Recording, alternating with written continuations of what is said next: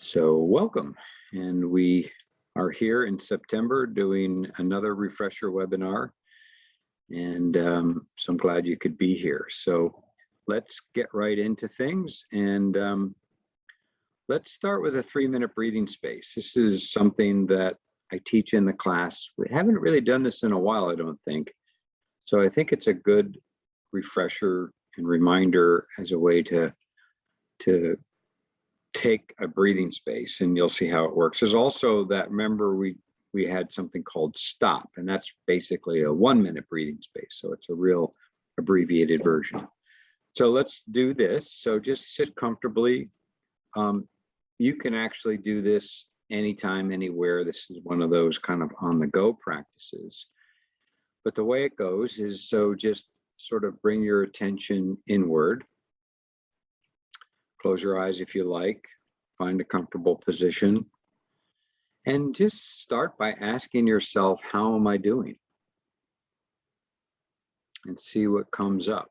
Just sort of checking in with, how are you this morning?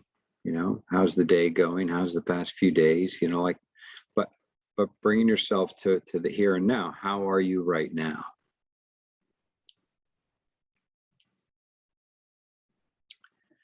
And what you might do is notice any thoughts that come up when you ask yourself that question. So really intentionally looking at thoughts. How are you, and what thoughts are going on? And just watch those thoughts. You don't have to follow them. You don't have to do anything with them. This is not problem solving. Just be aware of the thoughts that come and go.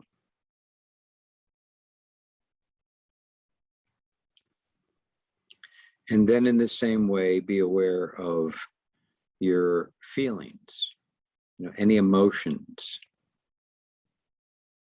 your mood right now, based on all that. And again, just watch, observe, tune into your emotional state.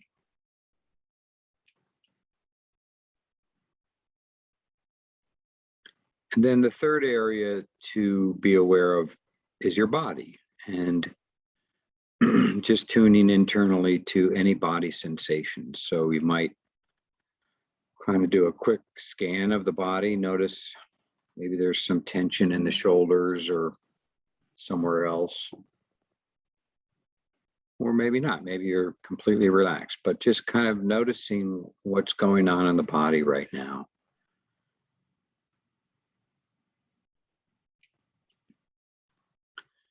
And then we turn our attention to some breathing. So for a few minutes, well, a few moments, just pay attention to the breath as it comes in and out of the body. And kind of using the breath as an anchor. So focusing your attention, feeling each breath, the in-breath, the out-breath, maybe lengthening the breath a little bit.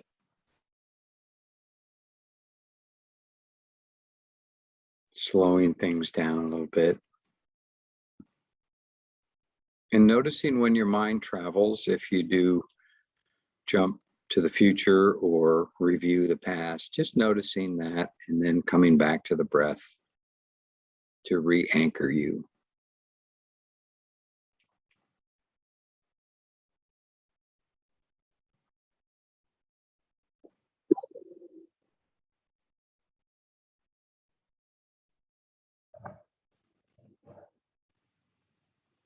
And then the final step is to broaden out your awareness. So almost like a zooming out, being aware of the whole body where you're sitting, kind of getting a sense of your surroundings, maybe feeling like the whole body's breathing. So just really opening up your awareness, being aware of what's around you, kind of getting the big picture.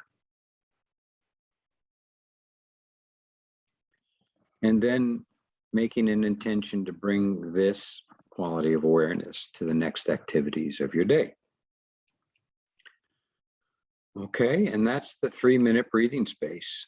And remember, the stop is, really just same thing, but just 1 minute. So checking in.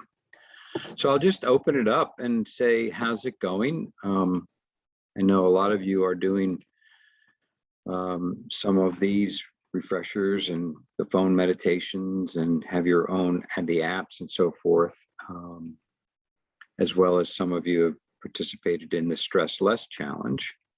So anybody want to share a little bit of how it's going? Any challenges or successes or different ways perhaps that you've applied some mindful techniques to your daily life?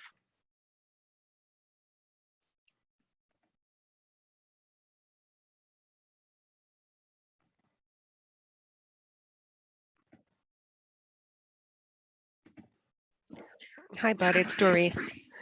Hi, Doris. How are you? Good. How are Good. you? Good, thank you. I think I said this on our last refresher. So I'm just trying to be conscious of my breathing and relaxation that way, and I try to incorporate it in the morning before I get out of bed, and then definitely at night. So I'm finding that I'm getting a better night's sleep, if you will. Good. It's kind of hard during the day because, you're doing with the hustle and bustle of work and life. But I do find that at least helps me in the morning and at night. And I am trying to incorporate it throughout the day, but like I said, it's just a little challenging sometimes. Yeah, it sure is. I can relate to that as well. And I'm sure most of us can. But that's a great way to start the day and end the day. I think that's really an excellent structure to our practice. And so, yeah, keep that up. And I think what you'll notice as you continue trying to weave it into the day, that it'll just naturally begin to surface too into just some mindful moments, maybe the breathing space like we just did, or maybe just some conscious deep breathing. Some of the informal practices are great for that sort of thing. So to be aware of what you're doing while you're doing it, right? Anyone else?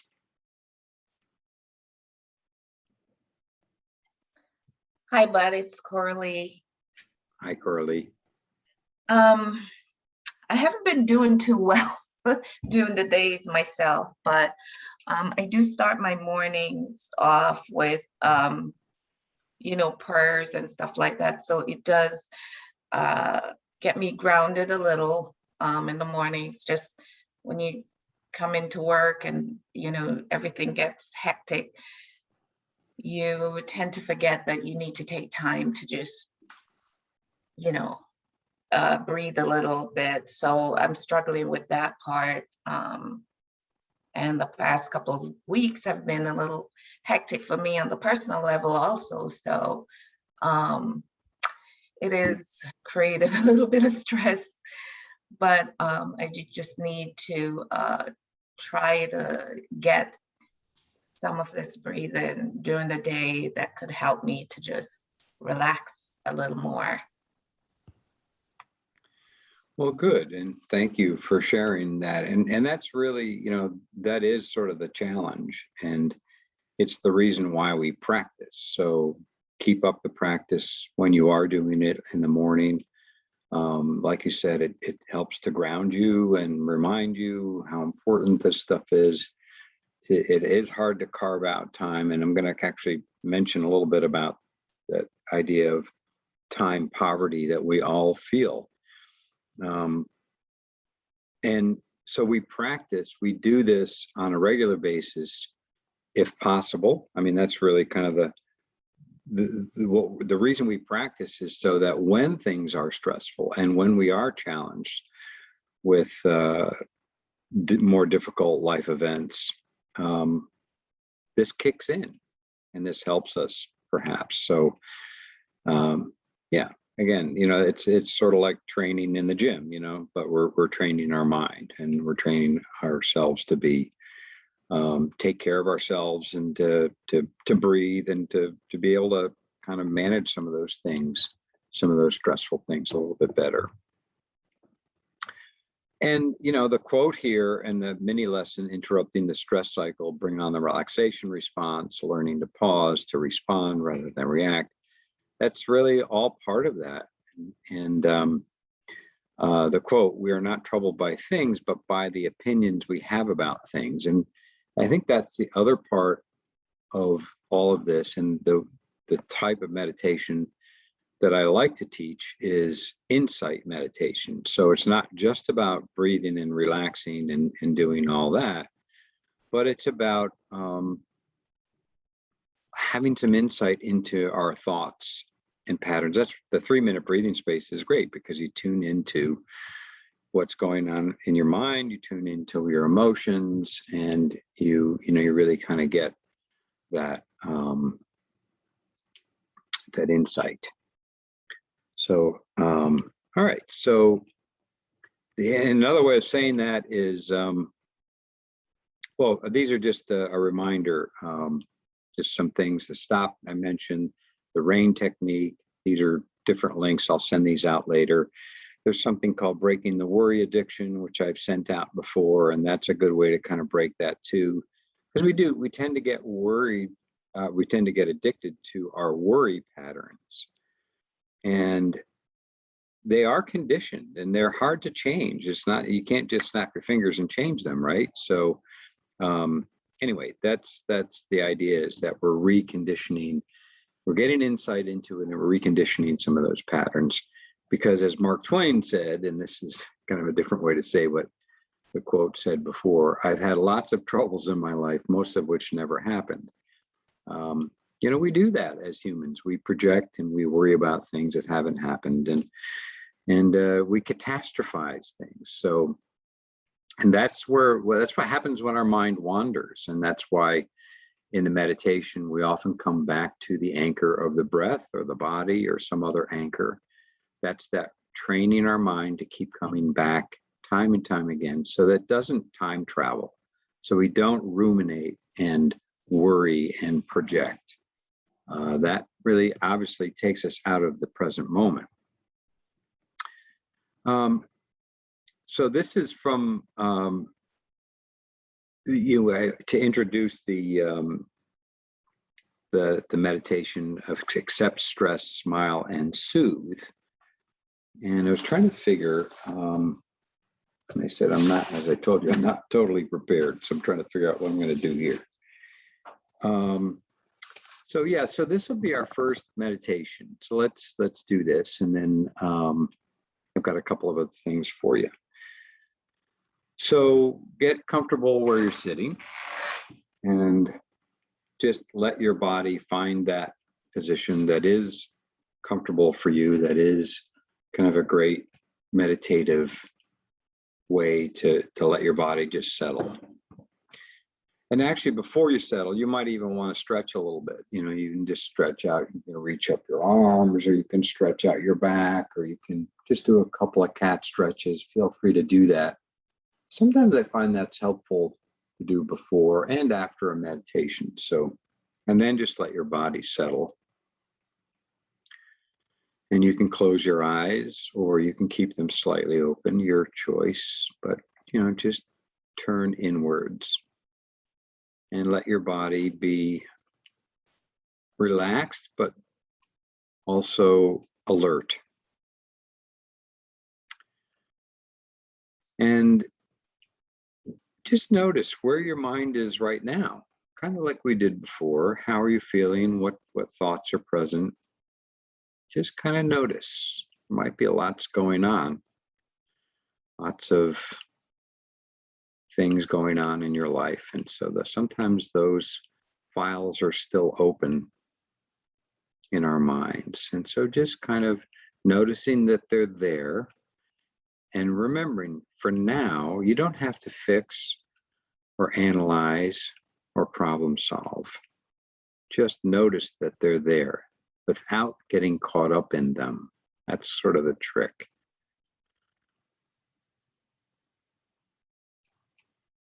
And then, as a way to get out of the head into the body, notice the body sitting. Sitting here doing nothing, on purpose. And take a moment to appreciate the opportunity to just be.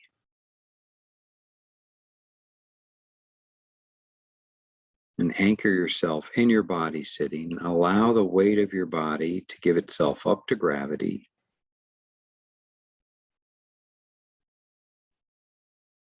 Feeling the connection your feet make with the ground and being grounded.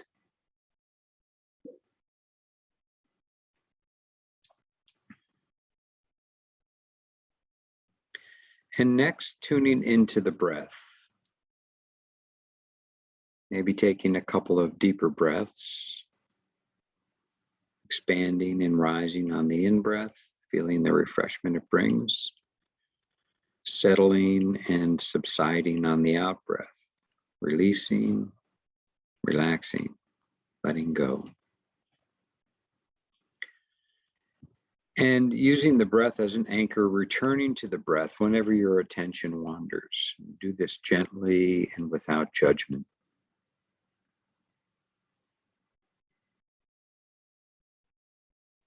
Just breathe.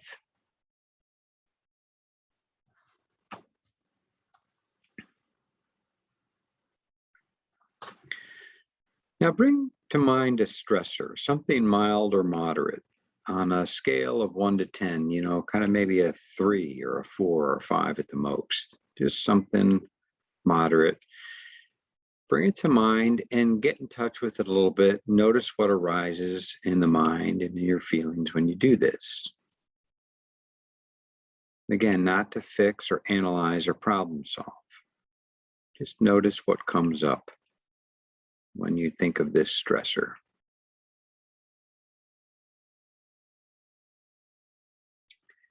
And then drop down into the body and notice how and where you feel it in the body. See if you can detect it. Is it tightness in the chest or the shoulders, or maybe in the belly or the jaw? Just see if you can notice where you feel the stressor. And we're going to allow it to be there as best as possible. Just let it be there. Don't do anything about it. Just it's there. And we're going to say these phrases. This is stress. Stress is a part of life. And may I find ease. And so staying connected to the body sensations, continue to breathe and repeat again. This is stress. Stress is a part of life. May I find ease.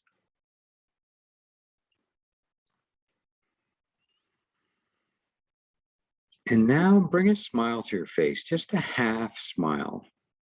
So without straining, just maybe thinking of a child or a pet or an image that naturally makes you smile. And let that smile spread through your face, up towards your eyes, and then down into your neck and shoulders and heart area.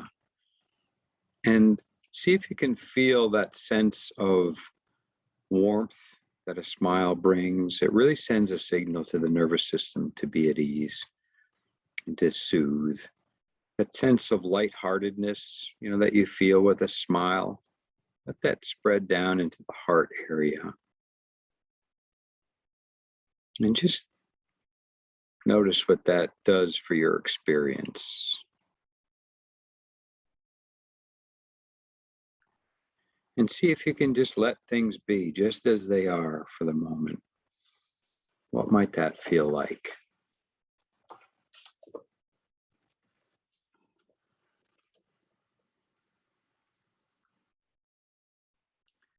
And as we begin to close the meditation, check in again with the breath and your body. Just notice how you're feeling in this moment.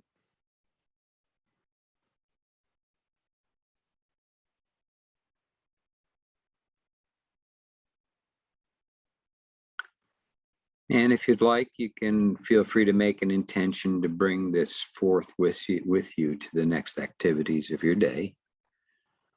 And I'm going to finish with a gong here. And when I ring this, just slowly, when you're ready, open the eyes as we finish today's meditation.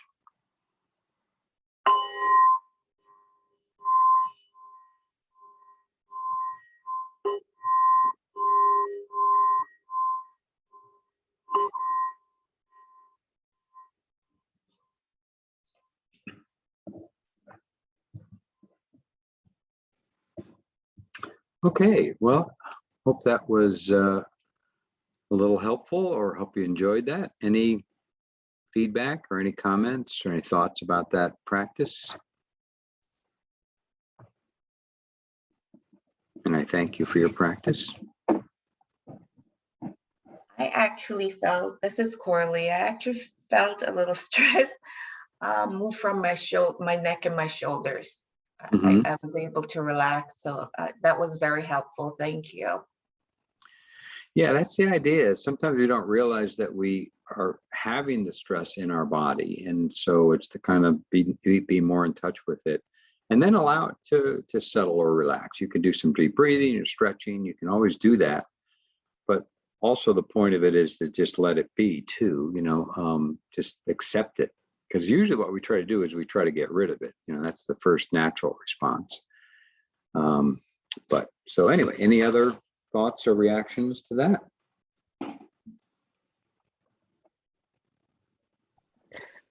So it's Doris again. It's kind of funny because I agree. I was stressed this morning. That made me feel a lot better, and I think I don't know how to say this, but I think that's something that maybe you should offer that meditation all day long. Because I think think it helps us to remember these when you're actually hearing it, when you're telling us to do it. Obviously, that makes sense. And I think trying to remember to do this throughout the day myself, things get in the way, as we've been saying. So I don't know. Maybe it's something we should think about all day long. But I got a new job for you. Well, I like doing this stuff, so that would be fine. But I do have other things to do as well, and that's what causes my stress, is trying to fit it all in. And that's kind of a good segue to the time poverty. But you're right, and we kind of do need this, especially more so on the very stressful days. And that's why I think the 1 minute breathing space or the 3 minute breathing space, that's really what that's about too. It's stopping, asking yourself, how am I doing? Oh yeah, I'm feeling a little stressed. I'm kind of anxious about this coming up, or I'm worried about did I get everything done I need to get done? You know what I mean? That's pulling our attention and making us anxious. So that's the 1 or 3 minute breathing space just helps us settle, take that break, breathe a little bit.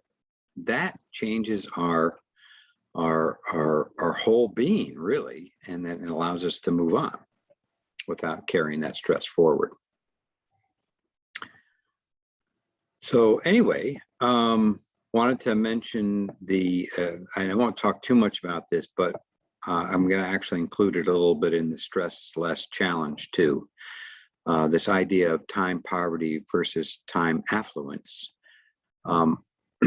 This is a really nice TED talk that Ashley Willens, she's the person who wrote this book, Time Smart.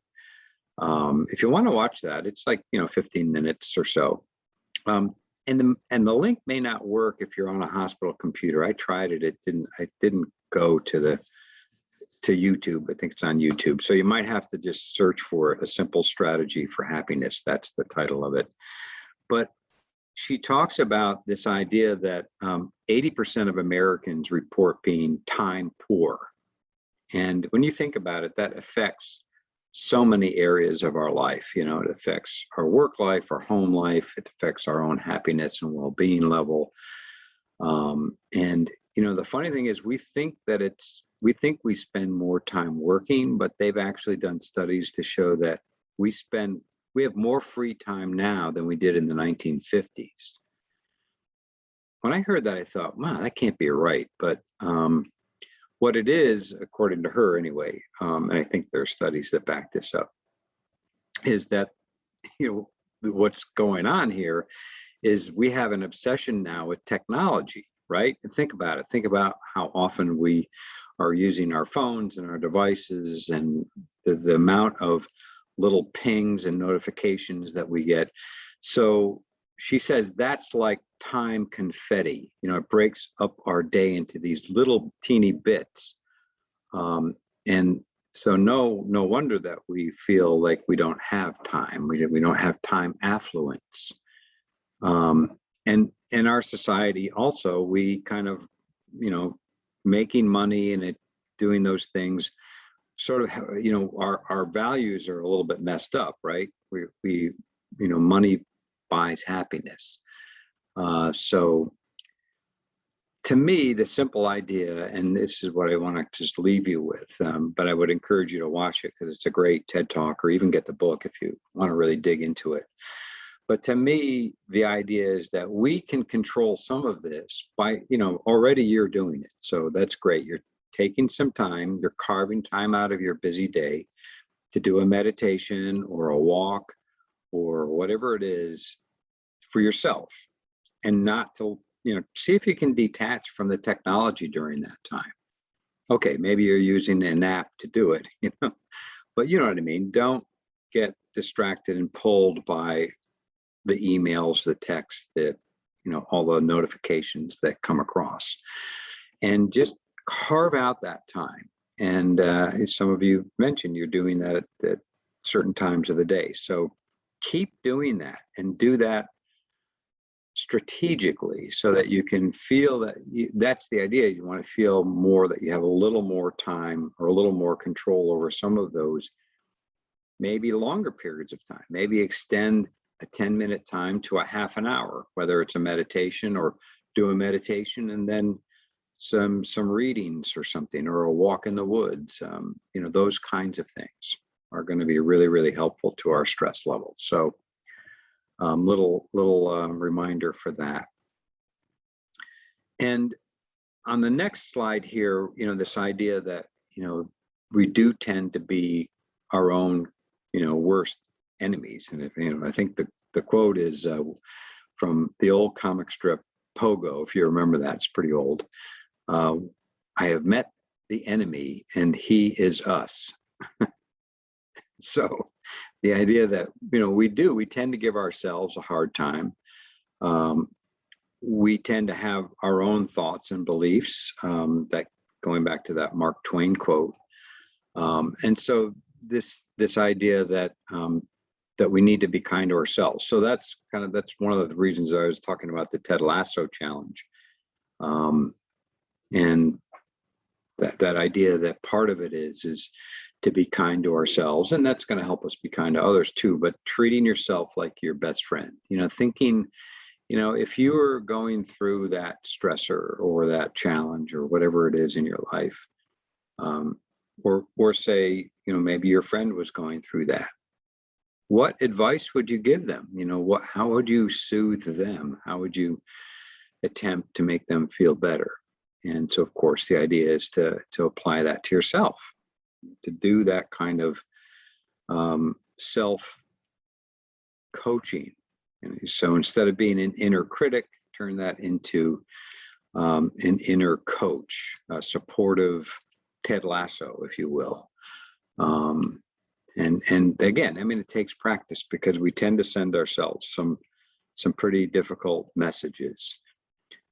So Kristin Neff is the one. She's the researcher, kind of one of the leading researchers. I think it's included in the challenge on the 10% Happier app. They have some stuff from her, but you can find her stuff anywhere. In fact, if you just want to Google her and go to her own website, Kristin Neff, it's Neff. There's some great stuff there. She's got some meditations right on there. And we've got some things also. I've done some things that are on our EFR website too. And we've covered this in some of the classes. So I thought it was kind of good to go over some of this stuff again. But she talks about how, our society's emphasis on achievement and self-esteem lies at the heart of much unnecessary and even counterproductive suffering. That's kind of quoting her from an article. From an early age, we're taught to build our self-esteem by competing successfully, yet competition is a losing battle. Psychologists have discovered that most people believe they are above average and better than others on almost every trait. They call it the better than average effect. This belief helps us ward off painful feelings of inadequacy, but it comes at a price. When our self-esteem rests on the premise of successfully competing against others, we're also precariously teetering on the edge of losing. That's why social media, when you think about it, we look at others' posts on Facebook and Instagram, and we compare ourselves, and we have this fear of missing out, and we think we're not doing enough, and our life isn't good enough because we're having these social comparisons. And that just sort of fosters that not good enough sort of feeling. She goes on to say, it's quite simply impossible to be better than everyone at all times. Yet research shows that when we lose, we tend to feel highly self-critical, adding to the misery. Faced with criticism, we become defensive and we may feel crushed. Mistakes and failure make us feel so insecure and anxious that we give up early when faced with future challenge. Down the road, this type of competitive self-esteem has been tied to larger problems, loneliness, isolation, and even prejudice. So, I mean, all this sounds kind of depressing, I realize, but the whole idea of bringing this into our mindfulness practice and being aware of our own tendencies to be critical of ourselves at times, and to then do something, a self-compassion practice or a loving kindness practice, that's sending messages to ourselves and others of, may you be healthy, may you be safe, may you be at peace, may you be free from suffering. Sending ourselves those messages. And she breaks it down into basically three kinds of things. I'll just kind of go over these really quickly, and then we'll do the meditation. There's three parts. The first part is mindfulness, and that's why the practice of mindfulness, it just helps us recognize in the moment when we're having these kinds of painful feelings, this suffering, to validate this, to recognize it, and even using language to say, this is tough, this hurts. That's why it's sort of, we think it's, counterintuitive, but to actually be aware of it and to be with it for a moment. The second part of it is what she calls is common humanity, that, there's so many people are going through exactly the same kinds of things that we're going through. So reminding ourselves that there are plenty of other people, and to realize that kind of turns our attention outward, right? And to remind ourselves that suffering is just part of living. Everyone suffers. You can't be human and not go through some of this. And then the third part of it is reminding yourself of the situation of the problem, who's involved, what's going on, and then to kind of do some sort of, this is a self-compassionate gesture. Even they showed putting your hand over your heart can help. This is helpful, especially during a meditation, and sending yourselves some of those messages. May I be kind to myself. May I give myself what I need. May I accept myself as I am. Those are the kinds of things, in this model, in a sense, that can really help us feel better. So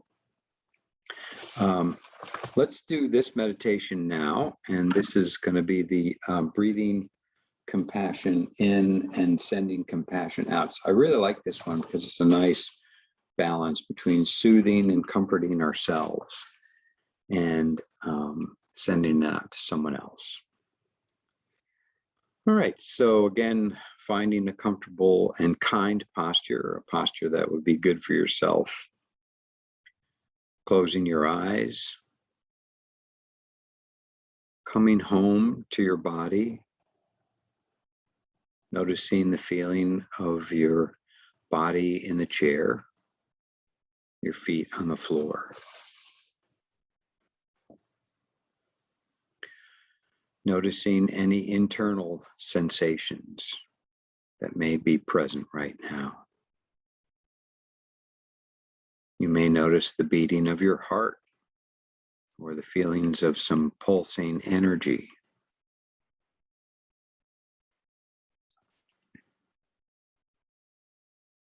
And adopting a physical gesture that represents this caring attitude. It may be putting your hands over your heart. Notice how your body responds to this physical touch, the warmth of your hands. And you can feel free to leave your hands here for a while if you like, or put them back down, whichever you prefer. And then bring your awareness to the breath, taking a few deeper breaths. Allow yourself to release as you exhale.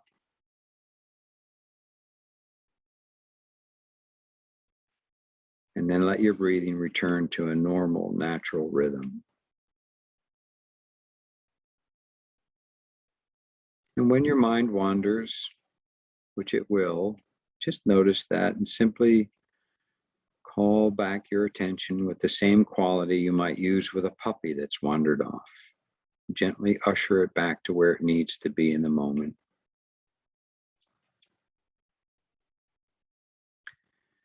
And recognize that you're nurturing yourself with each in-breath. So pay particular attention to the inhale. And notice that as you breathe in, you're giving yourself what you need in the moment. You're nurturing yourself with each in-breath. And if you're struggling in any way in your life, breathe in some other quality that you need. Kindness or compassion or love, whatever it is, breathe in this quality with each inhalation.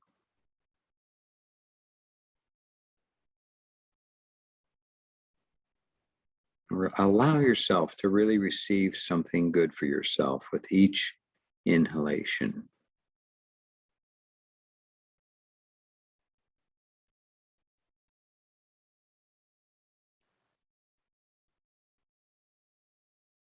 Now we're going to send compassion to someone that you know of in need with your out breath. So as you breathe out, bring to mind someone you know or aware of who's struggling and needs compassion.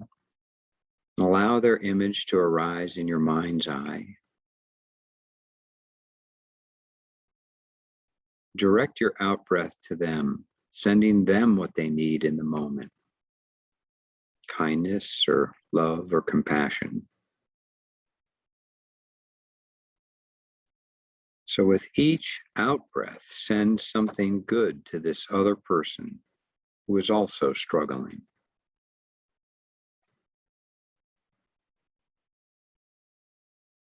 Now kind of bringing them together. Bring in something good for yourself as you breathe in. And breathe out something good for this other person. In and out.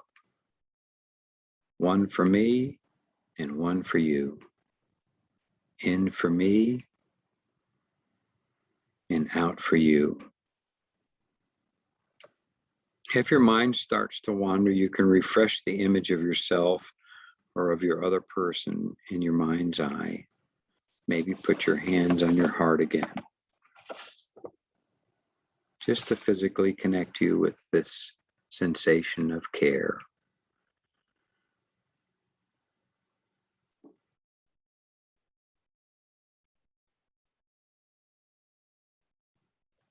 Breathing in for me, breathing out for you. And just let yourself be fully absorbed by the breath of compassion. Compassion in, compassion out.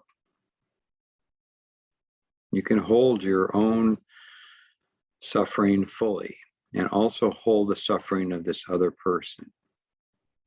Ride it like the waves on the ocean, in and out. And if other beings come to mind who are suffering, or other groups, from this place of compassion, you can breathe out for them as well. But always include yourself with each in-breath.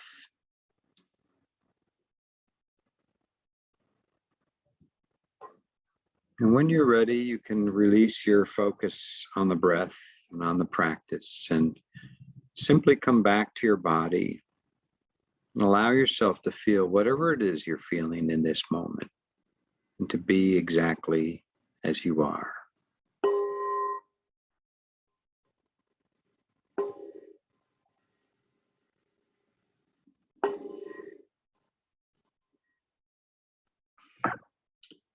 Okay, so that's the breathing in and out, breathing compassion. So hope that was nice. I know we're at sort of the end of our time here. Maybe got another minute, but I do have some other things here. I'll leave you with this quote from Emma Chodron. Meditation isn't about trying to throw ourselves away and becoming something better. It's about befriending who we already are. So thank you so much. There's some other things, I'll send these out. There's some other things and links if you wanted to do some of those, or some of the practice meditation links that go to our EFR website page. And thank you all very much. Really appreciate your time and attention today, and wish you compassion for yourself and for others. Take good care.